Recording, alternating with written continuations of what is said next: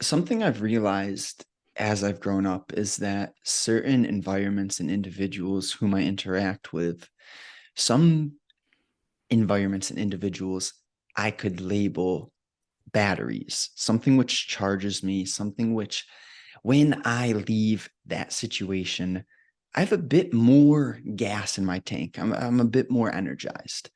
And then on the other end, there are these individuals and environments which we could call vacuums or drainers, something of that nature.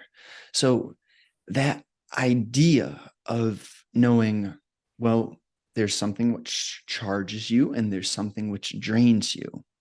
And that's where the idea of amplification comes in, because whatever state it may be, charged or drained, there are going to be additions, sort of like you turbocharge a car and it produces more power. There's going to be something which amplifies a specific feeling within you. So, what's been valuable for me is sort of understanding what actions, environments, and individuals lead to a certain state of mind.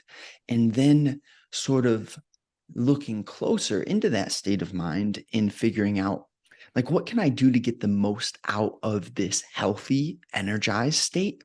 And what can I do to neutralize this lower, drained state?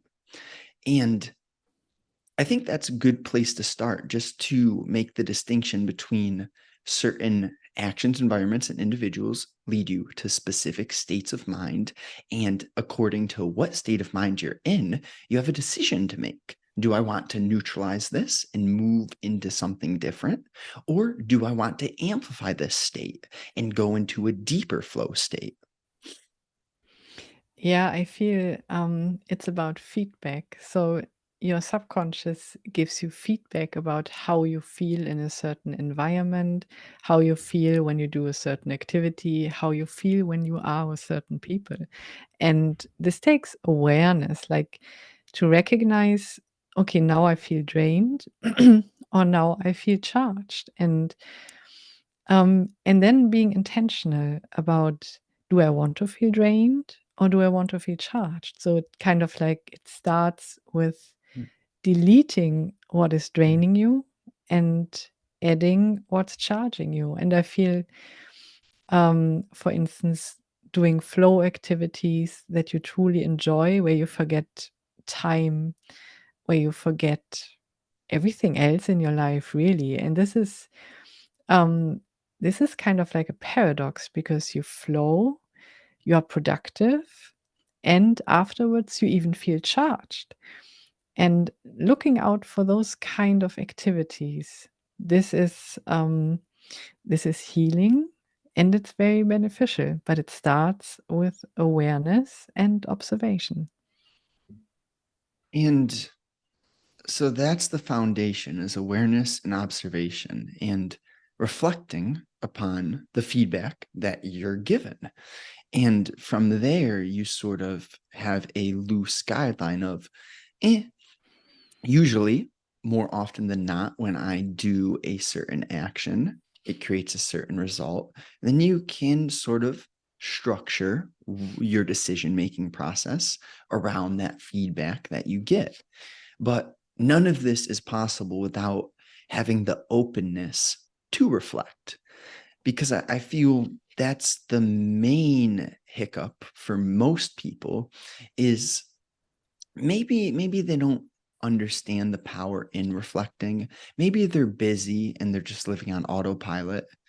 But you can't improve anything that you're not open to, that you're not at least willing to investigate with that background idea of, potentially something could be different. And who knows, maybe, for example, in my life, my development, my journey, when I made certain changes according to individuals and environments which drained me, it actually felt worse.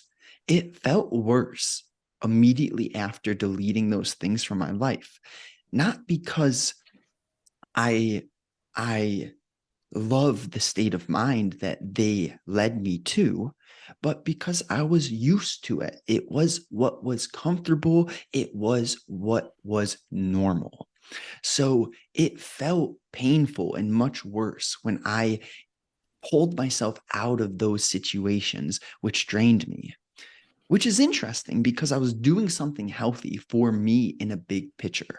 But in the zoomed in perspective, I was definitely attached to what I was used to. So that little nugget is valuable to understand that sometimes when you're making healthy changes, it's going to feel worse before the healthiness actually comes into your life. Yeah, I had exactly the same experience because you're so used to things and you are afraid to change things, or the subconscious or something within you is afraid to change anything. And also, I feel another part that comes in is denial. So for me, I kind of like knew for a long time what needs changing, but I didn't do it because, well, one, there's this fear of change part because you're used to certain things. And on the other hand, there's denial of when you actually change things, that it gets better. And also that little things can actually have a huge effect. And like, for instance, when you just stop interacting with, I don't know, one person that isn't even close to you, but like when you interact with them on a daily basis, every time you feel like this, I don't feel great. So then when you realize, something could change, and then you change it, and then you're kind of liberated. So it's getting out of this denial state, and also having an open mind to like, oh yeah, I just experiment. I just give it a try and see what happens. So this is kind of like what has helped me um, in moving forward and also changing situations. Uncertainty is sort of a theme here, which it's so similar to denial when you think in a bigger picture perspective, because the things which you're uncertain about bring in this energy of eh, it, a closedness. It has this flavor of just perimeters and boundaries and limitations. And that's the tricky part about working through uncertainty is there's no guarantee that you moving into the unknown is going to help you immediately or change your life quickly. But the certain thing is that if you're in a place that you know you don't want to continue to be in, if your feedback is coming in the form of continuous, constant feelings of stress, anxiety, insecurity, a lack of physical health and mental clarity, well, then it's almost as if your option is to move into uncertainty, because the only certainty with that current lifestyle is a certain hell. And even if stepping into uncertainty is confusing and you don't know what's going to happen, it's kind of better than knowing that you're going to exist in a way that you aren't actually living, but simply existing and stuck in low energy consistently. So it's just powerful to make that jump, to make the leap, and to trust in, well, I know what I don't want. And maybe I don't know exactly how to get to where I want. Maybe I don't know exactly what I want. But if you know what you don't want, and if that's where you're at right now, the big decision is simply to open the mind and to move into something uncertain. Yeah, and you don't have to do everything at once. So I feel you said this so well, just opening your mind and moving.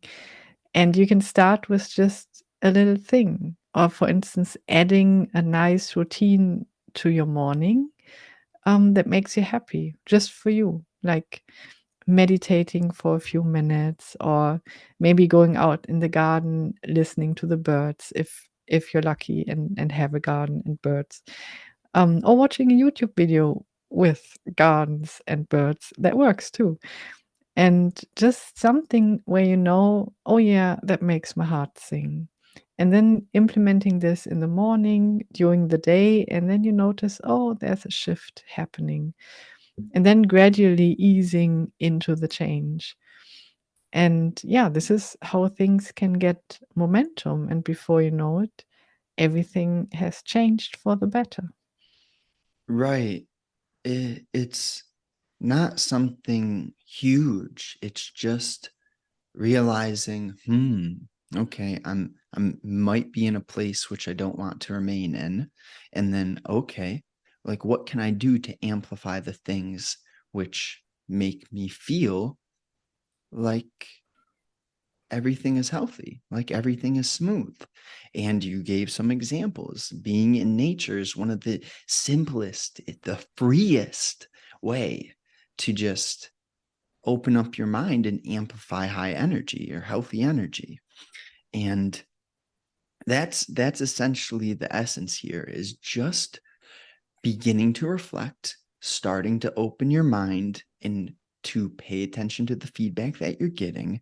And then once you do that, you start to categorize and get organized with what drains me, what fuels me.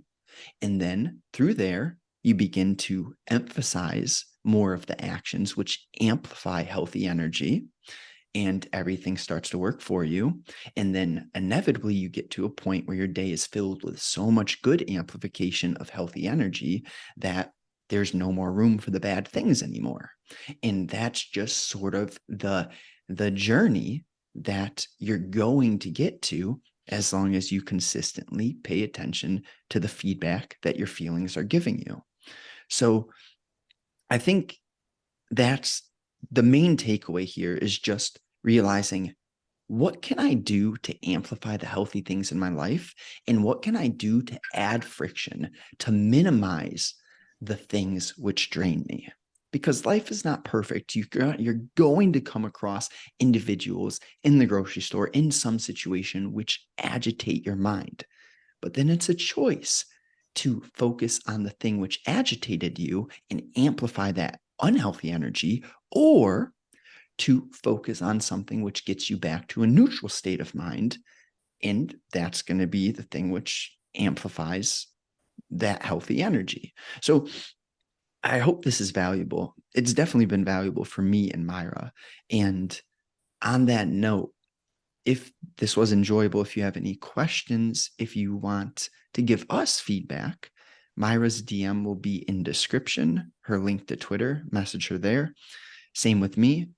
If you're interested in going deeper, in working one-to-one, in healing the things which may be slowing you down, creating a crystal clear plan to get where you want to go, in anything of that nature, just shoot me a message, say like session, or just shoot me a message, say session.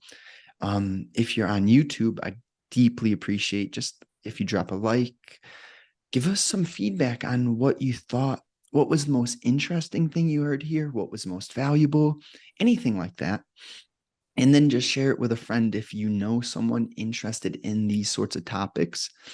Tell them what you got from it. Like, give them a bit of incentive to go into the video. But appreciate you watching, sincerely grateful. Is there anything else you want to say? I think you covered everything.